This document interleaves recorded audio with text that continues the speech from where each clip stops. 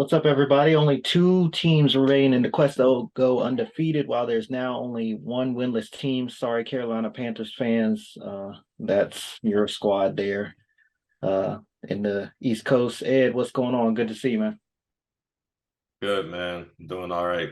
Could be better. Last night was a shit show that we'll be getting into. But how are you? How you doing, man? I'm doing good. Ready for Steeler week. Yeah. There's been some chirping going on. Patrick Queen, Mike Tomlin made some comments or something. Yeah, That's I did not see that. I have to look that up. That's crazy because I'm actually a Ravens fan. I did not see that. Definitely have to look that up though. All right, yeah. everyone. Welcome to the latest edition of the Beanie Podcast presented by Premium. Let's get to this opening drive. Bill Belichick, he says mac and cheese will remain the starter after being benched against Dallas last week. The Chargers traded cornerback J.C. Jackson to the Patriots. Patriots gave up a 2025 six-round pick, and the Chargers um, a 2025 seventh-round pick as part of that deal. The Raiders, sticking in the AFC West, they have released Chandler Jones. We know has some off-season concerning issues there with him. Hope all is well with him.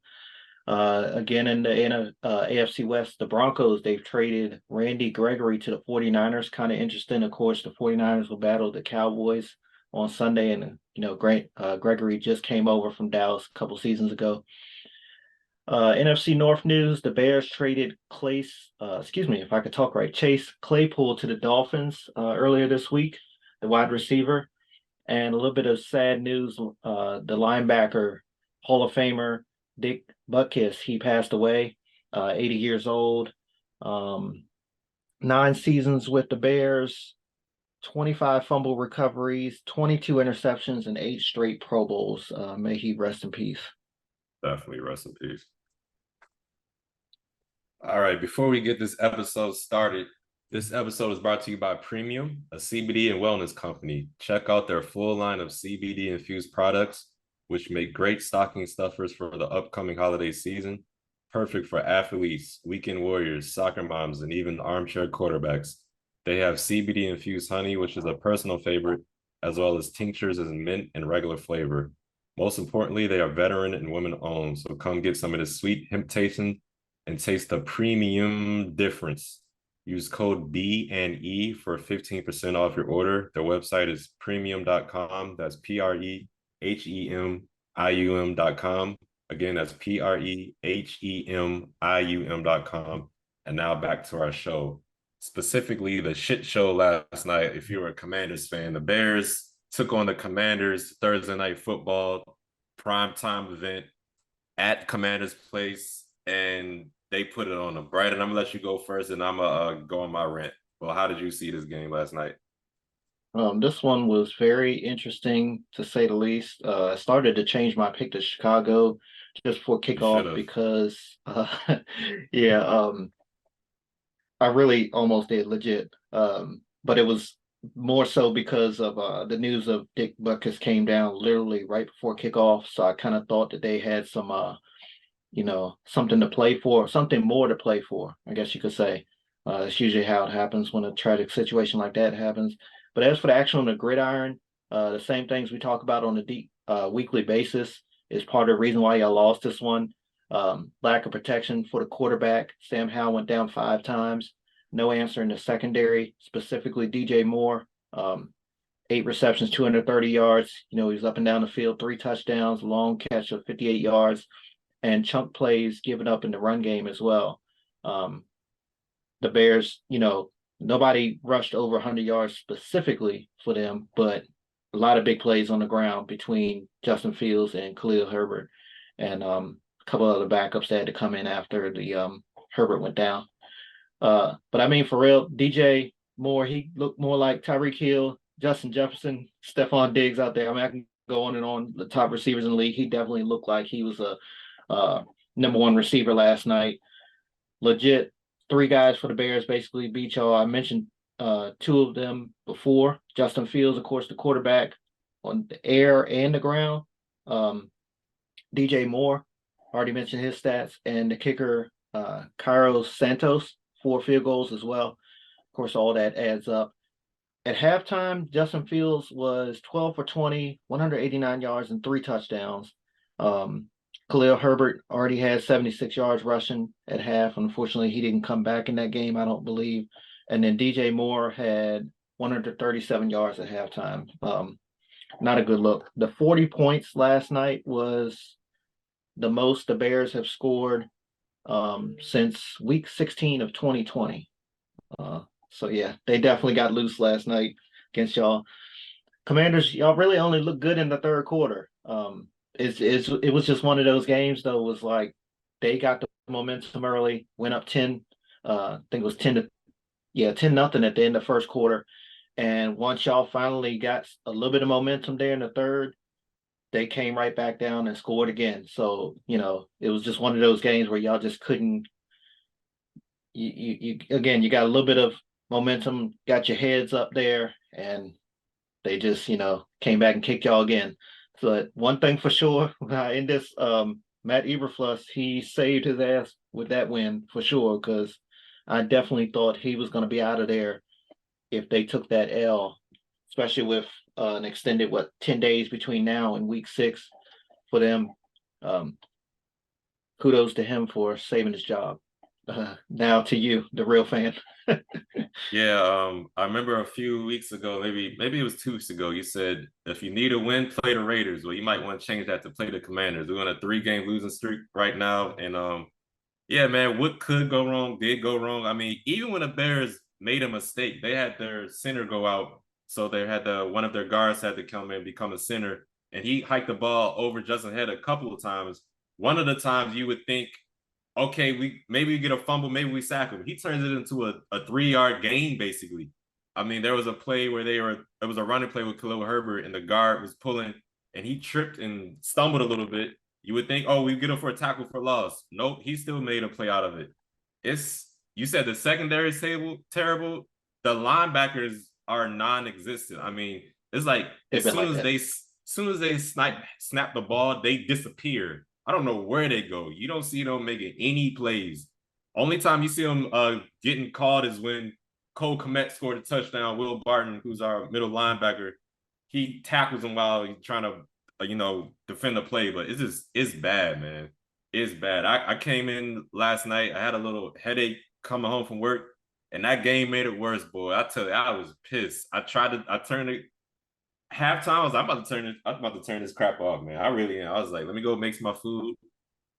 But I had it on in the background. I finished making my food, and then the third quarter started. That was the third quarter is when the Bears first punted the ball. They didn't punt the ball until the third quarter. So the first half, like you said, they was going off. I mean, I was tweeting about it from my personal page. Fuller gonna get cooked all night, and then I said St-Juste is gonna get cooked all night. Our first round pick, Emmanuel Forbes, he's had a long couple of weeks, boy. AJ Brown did him dirty.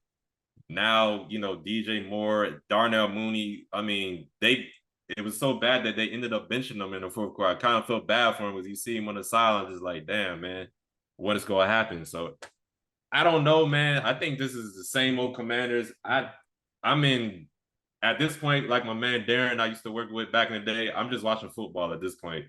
I'm gonna just watch Red Zone. I'm not watching these clowns play anymore. I'm done, man.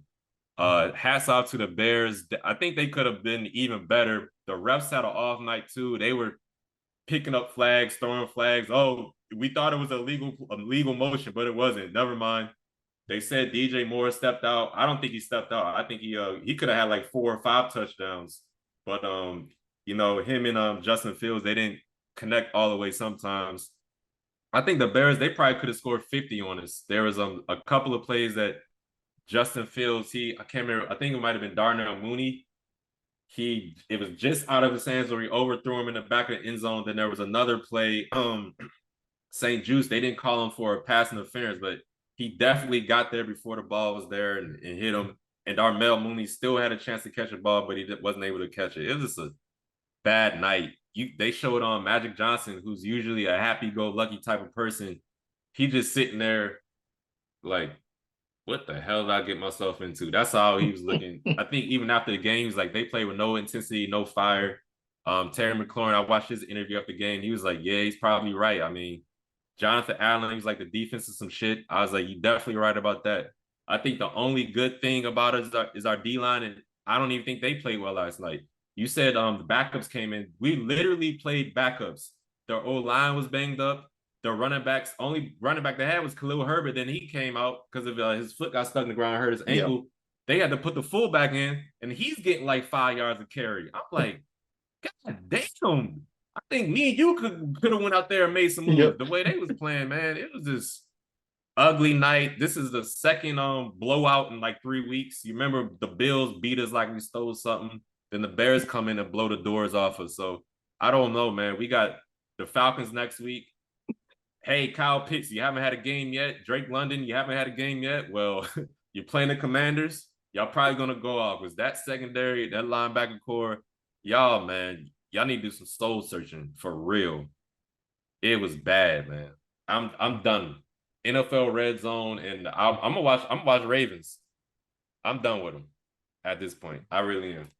That's all I got. Rant over.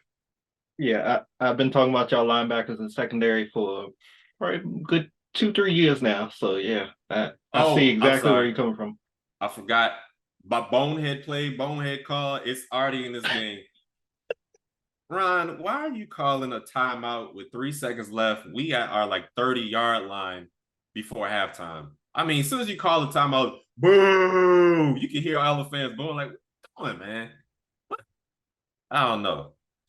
And you should have went for it. I'm sorry, I wasn't here on Monday. We didn't have a chance to do a show, but you should have went for it after you scored that touchdown against the Eagles at the end of the fourth quarter. You said the team was tired, but I'm pretty sure the Eagles were tired too. I think you should have went for Riverboat Ron. Yeah.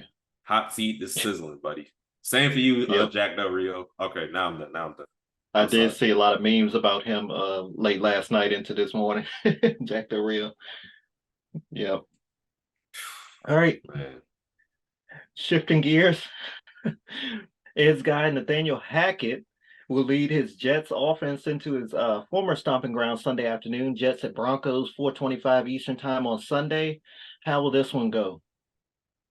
I'm not too sure, man. The Broncos, they got a win last week. They had to beat the Bears, but the Jets, that defense, they keep them in games. And Zach Wilson didn't look too bad against the Chiefs, even though they lost.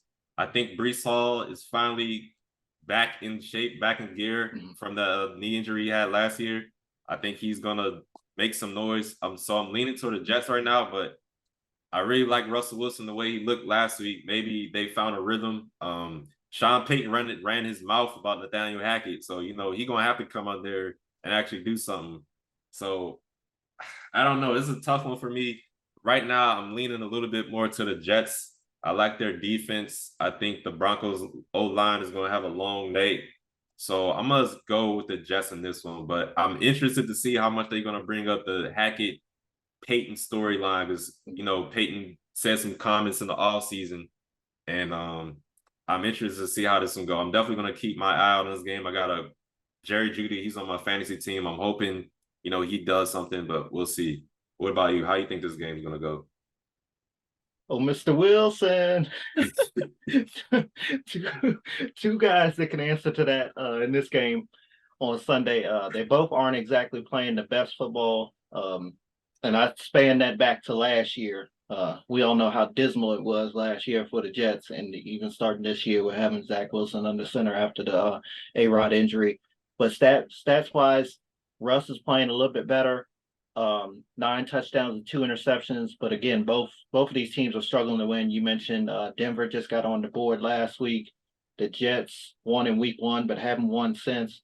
So yeah, I feel like most people are leaning towards the Jets in this one because of defense, obviously, as you mentioned. But I've also seen them get dashed a couple times this year as well. So I'm, just don't know because we know that Russ can stretch it out for sure. I really don't like picking either team, but I do feel like Russ and those guys that were there last year, they'll want to prove that Hackett was the problem and not Russ.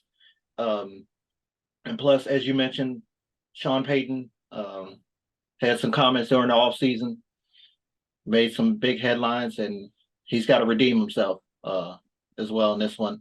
I'm going to go with the Broncos right now if I have to, just because they're at home.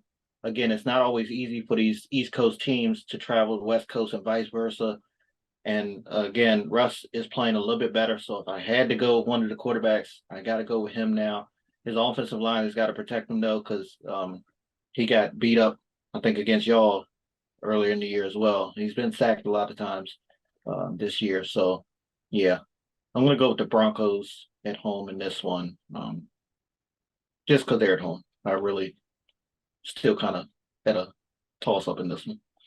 Yeah, I think it's 50-50, but we'll see. I'll definitely keep an Mhm. eye out. I'm sorry, can we go back to the Bears Commanders? Because I needed to get something off my chest about the offense too. The O line, I mean, the center, what's his name? Nick Gates. It's a couple of y'all on the O line. Y'all basically are like a fence and a gate. All they gotta do is pick the lock and swing, and you out the way. I mean, not all of it's on the O line as far as protecting Sam Howell. Sam Howell, you can't just sit there and try to wait for somebody. You gotta. There was a play where he got sacked and he could have threw the ball. Dude was crossed. I think it was De'Ami Brown, maybe hands of stone. De'Ami Brown who dropped 2 touchdowns. One was a big one that could have definitely swung the momentum in the first quarter or the first half. But let me get back to the O line and Sam Howell. Sam Howell, you got to throw the ball, get it out of your hands, man. There's a lot of times where you just holding on to the ball and you taking sacks. And there's some other times where, guys are making names for themselves playing against this damn O line. And another thing, can we please get Terry McLaurin involved more? He only had 5 targets last night. And every time they threw in the ball, he caught it or it was a pass interference. And we getting a first Yeah, down. Why did he only get 5 targets? It makes no sense. Logan Thomas, like you said, he had a good game, but he fumbled. And that fumble pissed me off because I feel like they was holding him up for like 5 seconds. I'm like, damn, mm, they gonna blow the whistle? No, he yeah. by the time they think about blowing the whistle, he It's always fumbles a and they get the mystery with that. ball. I'm Mhm. like, oh my God, man. And They're that not in kind of messed unison him with up that. after that. Mhm. I'm sorry, what did you say? I said these refs not in unison with that. We had a play like that last week where it was like they didn't. I want to say we may have fumbled as well, but I can't remember exactly. But we went to guys on who did we play? Cleveland, I think. Yeah, Yeah. Cleveland. They came to tackle one of our guys and they held him up, and like you would have thought the damn uh the whistle would have blown and they ain't blow it up. And I'm like, come on, y'all. But it's, Yeah, the refs, some weeks some refs are doing it as soon as they see it, and some are just letting them go a little bit longer. It's crazy. it definitely wasn't a good game for the refs because there was a few pass interference where the commentators, I think the ref analysis or whatever they call them, Terry something, they're like, I see Oh yeah. Al Malcolms was like, I see Terry shaking his head on that one. It's like, yeah, that should have been a pass interference, or Yeah. no, I don't know about that one. So it was definitely a rough night for the Commanders and the refs, in my opinion. Sorry about that. Sorry about ranting on you. As you can see, I'm a little fired No, up you're more fine. than usual I about that understand. ass whooping last night. Let's get to a big rivalry in the AFC North. Ravens at the Steelers. Brandon, I'm gonna let you get into it, man.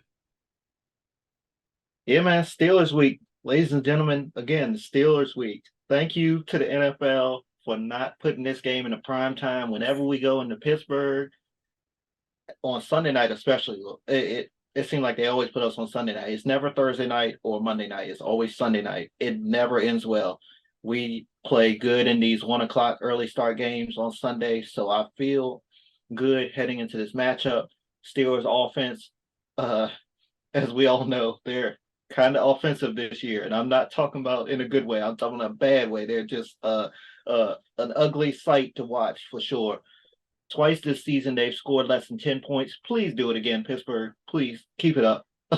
I think they're like they've only scored 4 offensive touchdowns this year. I saw that on the stat line heading into this week, and then I thought about it. I was like, damn.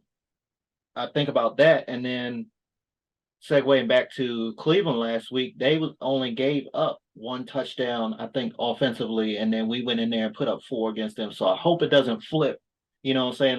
Like they get on their rhythm and they turn it around against us like we did against we weren't in a slump, but how stout that Cleveland defense was, and they gave up 4. And I hope that we don't let Pittsburgh come back and get on their groove offensively. And they haven't been the same defensively as well. A unit that I thought was going to improve with Pat Peterson, Joey Porter Jr. It's just they've given up a lot of big plays over there. The Pittsburgh defense is not very common for them. Fryermuth is looking like he's going to be doubtful. Should benefit us because we've never been able to cover tight ends. Uh, Again, I hope it's not something that flips in this game. I hope the backup tight end don't come in and dash us like usually the starters do. But I am concerned though about Pickens.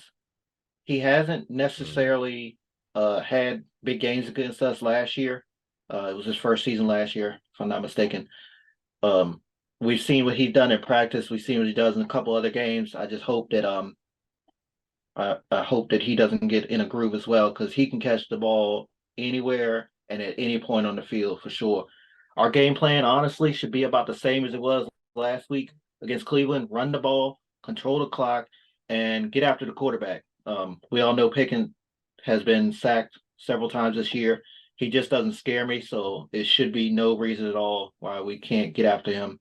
4 touchdowns to 4 interceptions he had on the season. And offensively for us, my main request is that LJ isn't the leading rusher. I think 2 straight games he's led us in rushing. I know we were banged up 2 weeks ago against Indy from the running back position, but last week we had Gus and Justice Hill back. I know they're still getting their feet under them, but let's ground and pound with our running backs, please. Just let Lamar, what I'm saying, if he has to get out there and run, let him run. But I personally prefer um, again, I don't want him to get out of his game, but I like running backs to be the leading rusher for sure. Yeah. With that being said, I'm going to go with the Ravens. Again, we typically play good in these 1 o'clock games. Pittsburgh, not exactly the best they've been this year. A lot of people calling for Matt Canada to get fired. that all Yeah. I think about is that damn video I sent you. That guy that if I let me look him up while you go, but I'm gonna turn it over to you, and I'm gonna get the guy so people can follow him on Facebook because he does Tomlin just about every week, and he is hilarious. Yeah, I think you guys just need to make sure TJ Watt and Highsmith don't get off, become game Mm-hmm. wreckers. But I think you guys should be good. I know Kenny Pickett is dealing with a bone bruise in his knee, so I feel like he's going to be little more limited.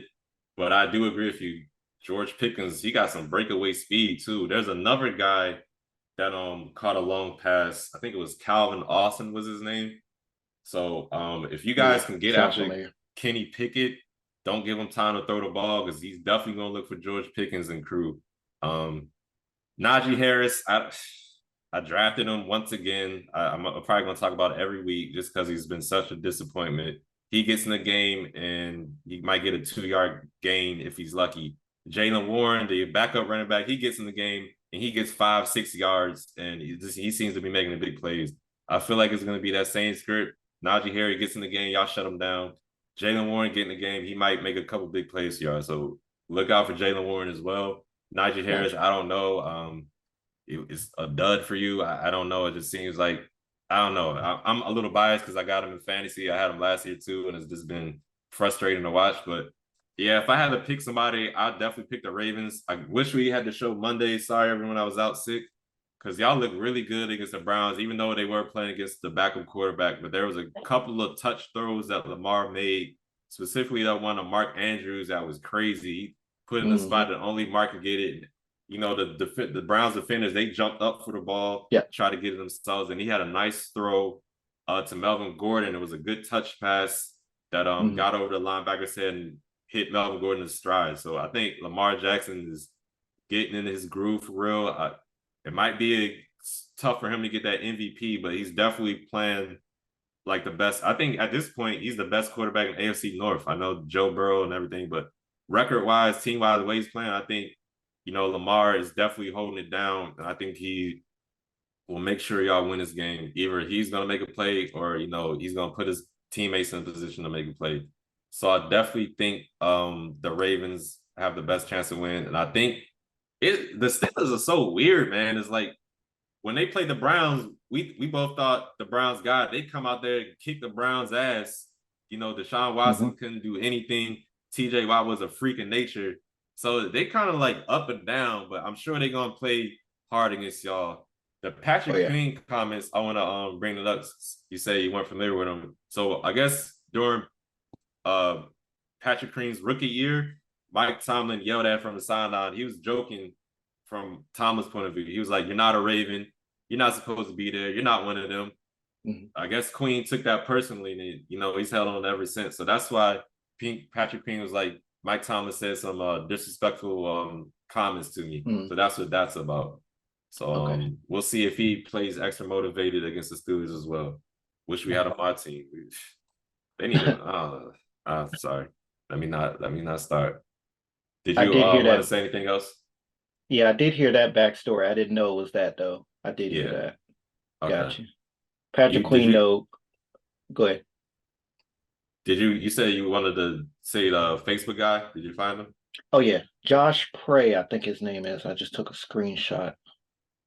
Okay. Yeah, Let that me video get it was pretty straight. good. I never Oh my seen this God. stuff before. Josh Prey on Facebook, everyone. He did a skit after the Steelers loss against the Texans where they got blown the hell out and Yeah. just physically dominated last week. That was like from start to finish. It was like I'm not one to point fingers, but if you look at a US map, just look up. I'm like, oh my God. Like that that was hilarious. Like for real. But Patrick Queen, like you was like you wish you got him on your team. Don't be surprised if he becomes available, whether it's he's playing lights out this year, but we did draft a linebacker, ironically enough, last name Simpson, out of Clemson, I believe. Third round pick. They said he could have been easily a first rounder, inside linebacker. So I kind of Okay. thought that going into this year, that Patrick Queen was going to be on the outs, that he could get traded before the trade deadline. It's still a possibility because he Mm, might bring some value back for us as far as draft picks go. But him and Roquan are legit playing lights out together. Like every time you turn around, one of those guys are making a tackle. One of those guys are rushing straight up the middle on the edge, whatever. making And plays. yeah, making plays left and right. So he is in the final year of his contract. So if we do keep him around for the entire season past the trade deadline, he still might become a free agent. At this time, I was a little up in the air about him about I want to say not too much last year because when Roquan came, he seemed to do a 360. It was like right before Roquan came and the previous season. It was just like again, we just struggle against tight ends. And I see that all the time. So that was the main issue. He was dominant in the run game, but it was just like in the pass game, it just concerned me. But again, when Roquan came, just like that light switch just got turned on. I guess they just got in the film room, they got in the weight room, whatever, and they just clicked automatically. So yeah, don't be surprised though if he ends up off the Ravens roster at some point this year or end of this season and not back next year. I doubt we franchise a linebacker, put a franchise tag on. I highly doubt that. Gotcha. Yeah, definitely. I'm gonna keep an eye out for the Simpson guy you were talking about too, to see if Hmm. he makes any plays this He's weekend. playing a lot of special teams right now. Okay. Okay. Yep. Got you. All right, let's get into these other matchups in week 5. Jags is still in London. They're going to be taking on the Bills. It's a 9 o'clock game, 9:30 game if you're on the East Coast, excuse me, 6:30 game if you're on the West Coast. Texans will be at the Falcons. Panthers are taking on the Lions. Titans at the Colts. Giants at the Dolphins, who just got Chase Claypool, as Brandon mentioned in the opening drive. Saints at the Patriots. Eagles are at the Rams. Bengals at the Cardinals. Chiefs at the Vikings, Cowboys at 49ers in Sunday Night Football, and Packers at the Raiders. Brandon, what's all these games you going to be looking at? A lot of them, Jags at Bills there in Yeah. London. Like you mentioned, it'll be their second straight week there for the Jacksonville squad. Buffalo, they're the better team, but will they have jet lag? Always concerning when you go overseas like that. Texans at Falcons. CJ Stroud is out here setting records. No interceptions this year. I think he had the second or yeah, I want to say second most passing yards as a in his first 4 career games Yeah. behind Cam Newton, I think it was, or either Cam was in that top 5 for I think it sure. was Cam. Either Yeah, I way, think you're right. yeah. Uh, Atlanta's defense is kind of generous for sure. His hot streak should continue, and the clock is ticking for the head coach down there in Atlanta and the quarterback Ritter. Just saying. Um, Giants and Dolphins. it might be another 70-20 score for Miami in this one. I hate to say it as a semi-Giants fan, but yeah, it's not looking good for the New York Giants this year. I got to take, speaking of that, the timeout segue, I got to apologize to the NFL fans and the teams in the NFC for me putting in the Giants as a wild card team and finishing second in the NFC East because that was one of the dumbest picks so It's far. still early. Like, It's still early. ain't got a shot, bro. Ain't got a shot. Reality set in probably in week 2. No, I think they won in week 2 against Arizona. Week 3, yeah. Basically every game they've lost has been a blowout, and they was getting blown out against Arizona. So yeah, Yeah. I wouldn't be I mean, surprised if it was close to another that 70-20 again. Go ahead. Saquon, he's been out, so he could. It's obvious Saquon's the offense. For sure. He don't play. They can't do nothing. Maybe he comes back and y'all going or they go on a run. We'll see. The what's the word? I guess the interesting aspect of that is like how much workload can you put on him? You know what I'm saying? Honestly, like it's just so bad right now that I mean, you can say okay, their best players are Saquon and Darren Waller, but even Darren Waller hasn't been performing up to what he typically does and what he did in out there in Vegas. But yeah, we'll see. I doubt that they make a turn, and I'd be shocked if they win on Sunday down there in Miami. Saints and Patriots. J.C. Jackson, aka Mr. Interception, he's back in the saddle for New England against the Saints. I'll be one to watch him in that one. Bengals and Cardinals. They're from the desert. The Cardinals have played a lot of teams very good this year. I just mentioned them against the Giants. We all see that the Bengals are struggling. Will it continue? That's the main question heading into this game. They're not looking good either right now. Cowboys at 49ers, game of the week. Honestly, I'm sure everybody would agree with that. Great we get to see it on Sunday Night Football. I just hope San Fran beats the brakes off Dallas. And then lastly, Packers at Raiders. Jordan Love and Green Bay. Listen closely, like you mentioned earlier. I mentioned a couple weeks ago. You need a win. You play the Raiders. God bless y'all, Green Bay, with the opportunity of playing them week 5 on Monday Night Football. Go out and get that W. And low key, a big night for Devontae Adams. He'll be playing his former team. I'll definitely be watching this game on Monday Night Football. How about yourself? Yeah, I'm gonna try to make sure I get the Jags Bills game. Is gonna be a 6:30 game, so hopefully I'll wake up and it's not too late in the game. I'm interested to see how that one's gonna go. Trevor Lawrence and that O line, if they're gonna be able to do anything with the Bills, they look, they blew us the hell out and they whooped the Dolphins too. So they look like they on track to do some real good things this season.